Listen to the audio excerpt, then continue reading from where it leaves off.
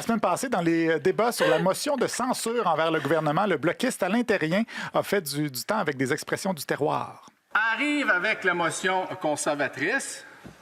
Là, ils disent que c'est la plus belle invention depuis les bottes en feutre qu'on a mis dans les pieds des lutins. Là. Un fan de Fred. La plus belle invention depuis les bottes en feutre des lutins.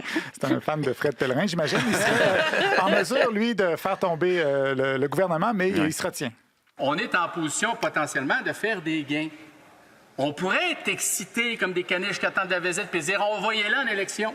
On se retient. Bon, je sais pas comment un caniche. Pourquoi Jean-René Dufort est à côté de Je me lui? souviens jamais de son nom, Le lui. candidat du bloc. Comment il s'appelle déjà? Jean quelque chose, je pense. Non, ça, c'est Jean-René. Je sais pas. Vous regarderez ça à la télé. Il doit s'appeler Jean quelque chose Ben aussi. oui, c'est ça. De toute façon, il y aura d'autres occasions. C'est qu'il va en avoir plein de votes de confiance d'ici Noël.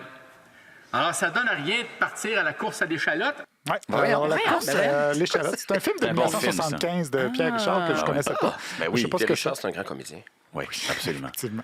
Donc, à part de ça, hier, à la période de questions, le ministre François-Philippe Champagne a défendu son gouvernement qui bâtit le futur. Imaginez, Monsieur le Président, on a fait entrer le Québec dans l'industrie automobile du 21e siècle.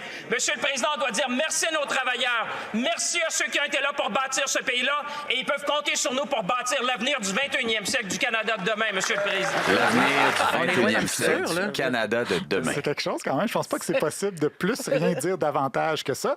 Il y a le ministre de l'Immigration, Marc Miller, lui, qui a appelé un changement de ton avec François Legault. Ça sort plus ou moins de nulle part. Je pense que c'est une tentative. Moi, j'aurais désespéré. Il me semble que c'est un certain ton de la droite qu'on voit de plus en plus dans certains pays que M. Legault essaie d'adopter. Mais j'ai pas maintenant le sentiment que M. Legault veut travailler avec nous. Je pense qu'il veut encore dresser l'épouvantail des demandeurs d'asile pour des raisons électoralistes. Moi, je veux travailler de façon raisonnable avec lui. Je veux travailler de façon raisonnable avec François Legault, ce politicien désespéré inspiré par la droite de certains pays qui se sert des immigrants comme épouvantail, voilà, qui devrait améliorer la relation. Mais M. Miller va même jusqu'à lui faire dire des choses qui pourraient être contraires à la charte. M. Legault n'a pas encore précisé sa pensée. J'aimerais qu'il précise d'abord sa pensée. Si je lui emprunte des mots qu'il n'a pas encore employés, je pense peut-être qu'on aurait des enjeux de charte.